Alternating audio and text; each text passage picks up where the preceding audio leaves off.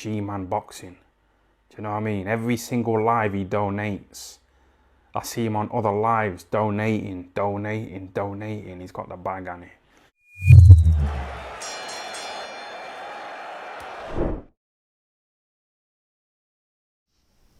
Alright, people, so Tommy Fury defeats Jake Paul on an 8-round split decision. As always, thanks to the Hit Company for sponsoring this video. Let's talk about this fight. So, the fight didn't catch fire as we thought until the 8th round. That's the best way to describe it. Now, you can say, okay, this was a split decision. Some people might feel Jake Paul won it. Personally, me, looking at this fight, there's only one winner, and it was Tommy Fury. The right guy won the fight, there's no doubt.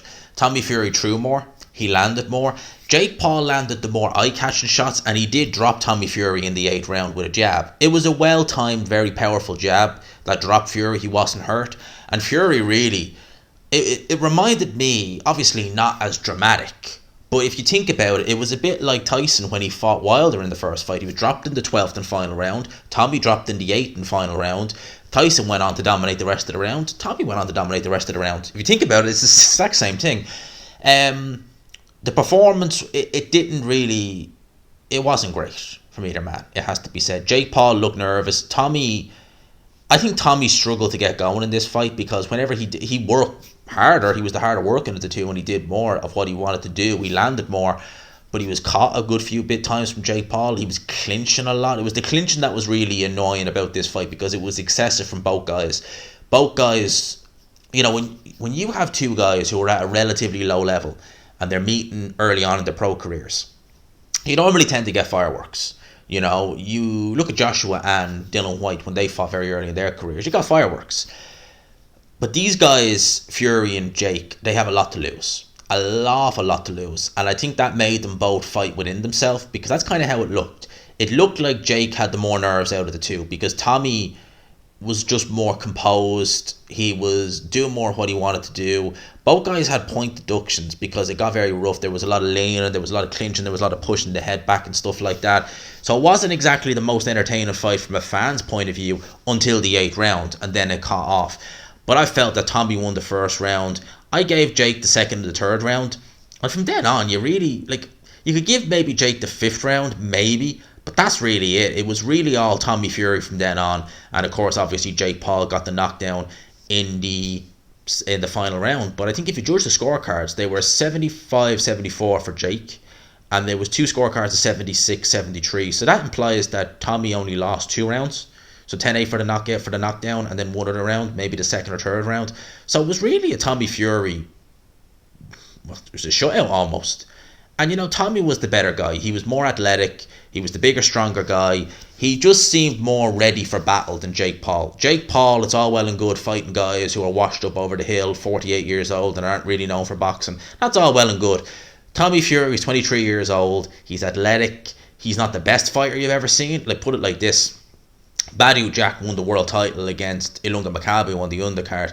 I can't imagine Badou Jack is going to be looking at Tommy Fury and thinking, I better avoid you. He's going to be thinking, I'll have you, and then I'll have you, and then I'll be going for dinner 5 minutes later because I'd be done. Seriously, that's not a great fighter as either man. But Tommy Fury, he wanted it more. He had more in the tank. He was just the better of the two. It's as simple as that. He was the better fighter. He landed more. He did more of what he wanted. The occasion, I think, got to Jake Paul a bit. There is a rematch clause in place for Jake Paul. Whether I want that, see this or not again, I don't know, because it didn't really catch fire, to be honest with you, at all in this fight until the 8th round. If they did it again, I mean, maybe now Jake Paul's taking an L, he might turn around and say, well, look, if I lose, I lose. If I go out, I go out, because, you know, he never really grabbed the bull by the horn. He was missing a lot. His shots were very wild. They're very easy to telegraph. Tommy Fury did get caught a bit, though. When Jake Paul was caught, he wasn't caught with any real power shots. You know, Tommy was he was slapping a lot, which is something Tommy Fury has a tendency to do, which I don't like to see, because when you're doing that, it's just pointless to do, because you're not getting any power on the shots. You're just picking up points, really, which I guess is the name of the game. But you want to keep your opponent off you. You know, if you're going up the levels, you can't get away with slapping. It's just not going to work. So he's going to need to sort that technique out, definitely.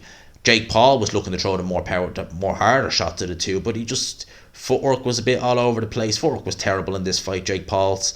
His head movement wasn't too bad, to be fair, but he just looked out of his depth in there. Maybe it was the occasion, or maybe he's just not that good. Simple as.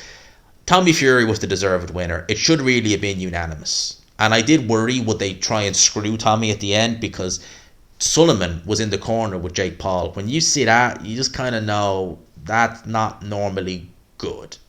Not normally good. But the right man won, in my opinion. Jake Paul, whatever, I don't know what he's going to do now. That KSI fight seems dead by the wayside. He might rematch Tommy Fury.